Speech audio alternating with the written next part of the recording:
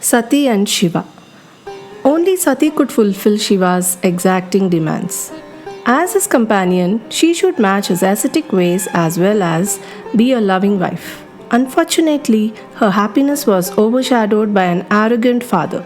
Sati countered Daksha's insensitivity with an immense, horrific sacrifice which threw the universe into chaos and turmoil. As the heroine of this primeval romantic story, she embodies the essence of a perfect spouse. Now, let's get into the details of the story Sati and Shiva. Sati and Shiva. Brahma wanted the ascetic Shiva to get married.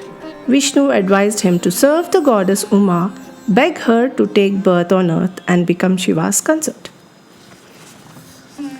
Brahma did as he was advised, and Uma was born to his son, the chief Prajapati Daksha. She shall be called Sati. Even as a young girl, Sati was a staunch devotee of Shiva. Where is Sati? There, busy as usual singing songs in praise of Lord Shiva. Sati soon grew up. How beautiful our daughter is! She should be given in marriage to one who is her equal.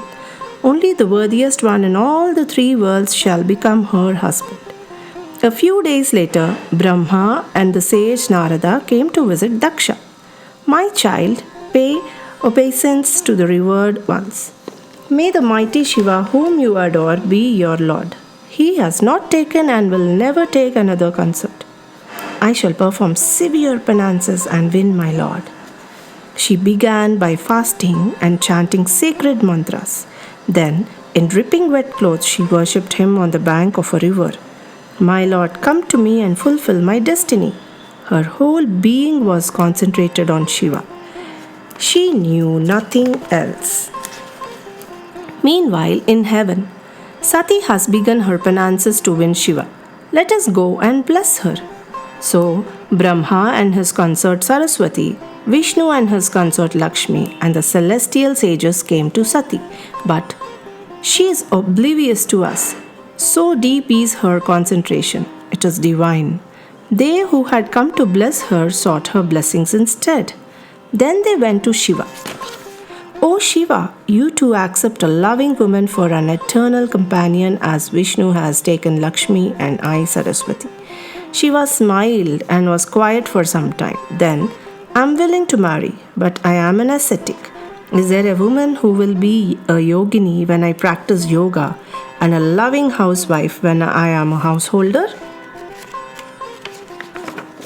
Brahma was delighted.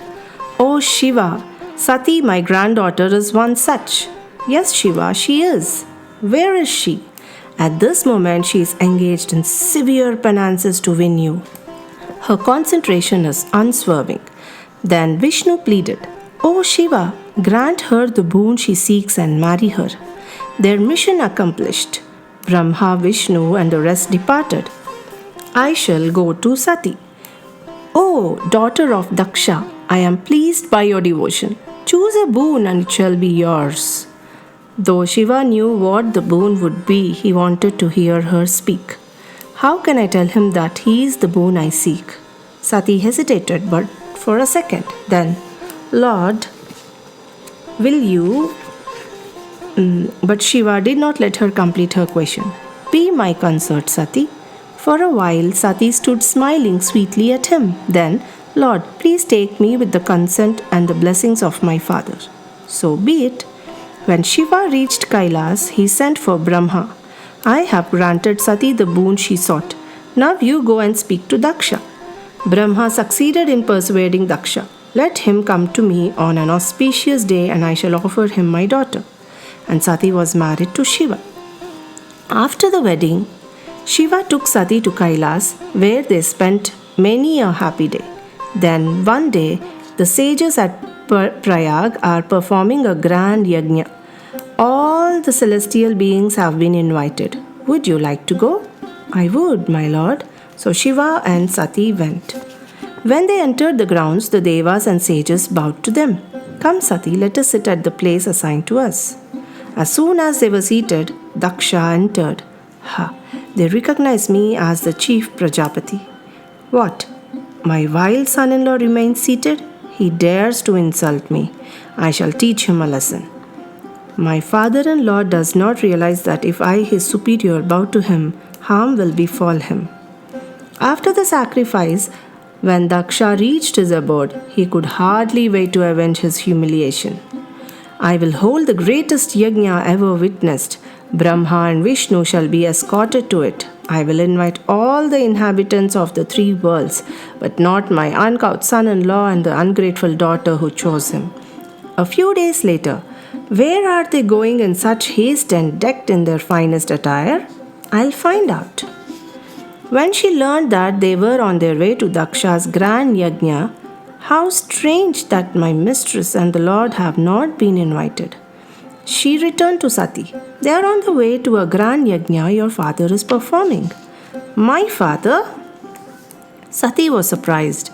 How could father forget to invite us? She went to Shiva and told him about the sacrifice. Let us go to my father's sacrificial hall. Shiva looked lovingly at her. We cannot, dear one. Daksha considers me his enemy. We have deliberately been overlooked.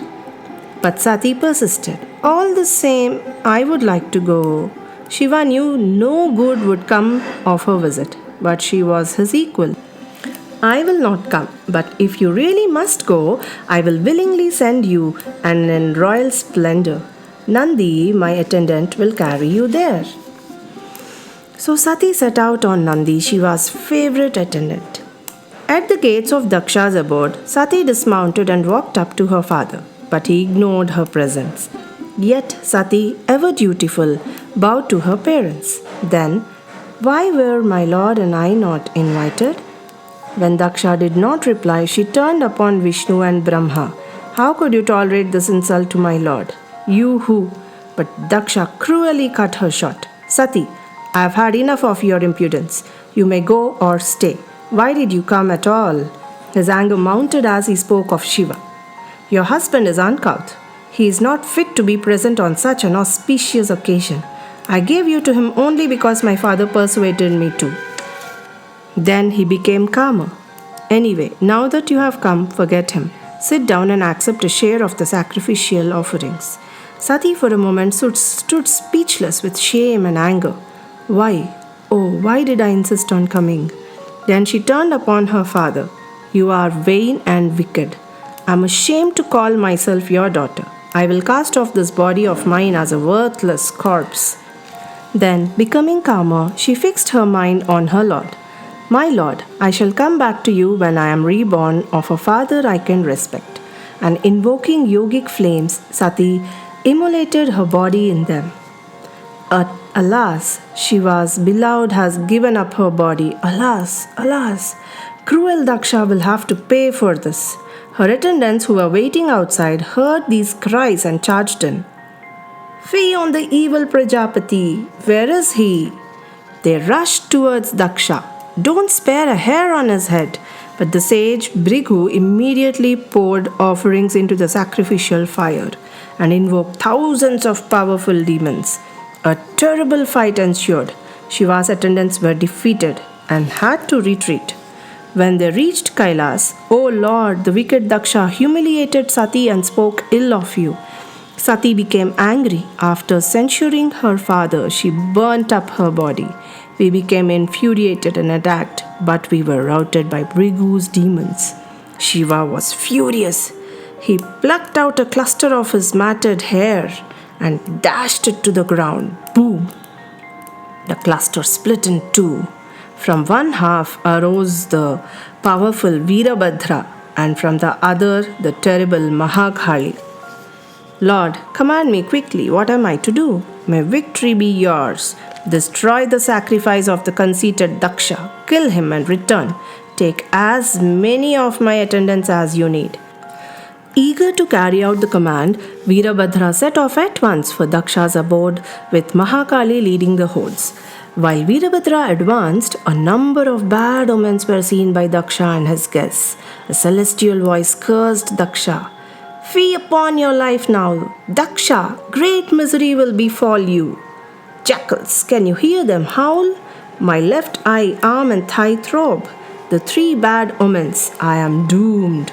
The sacrificial platform. It's being blown up by the wind. Save it! Save it! Suddenly, look! Shiva's hordes. Veerabhadra, Mahakali. Daksha appealed to Indra, king of the Devas. I now depend on your strength and support alone. Save my sacrifice and my life. Indra immediately mounted his elephant and led the Devas. A terrible battle it was. Bhrigu once again invoked his demons, but they were quelled. Come, come near me. Let me cut you to pieces. Come again. Come, Yama. Come to valiant ones.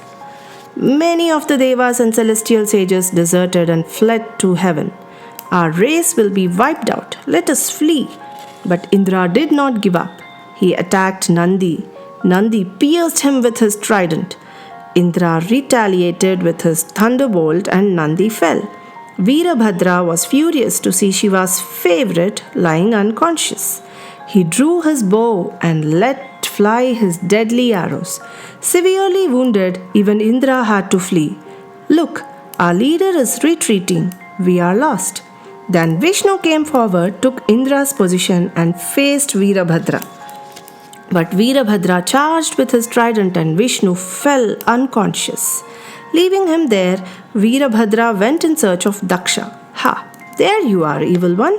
He tore off Daksha's head and threw it in the sacrificial fire. His task accomplished, he returned to Kailas.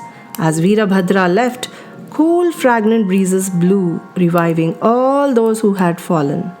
Brahma came to Vishnu. My son must be brought to life and the yajna completed. What should we do?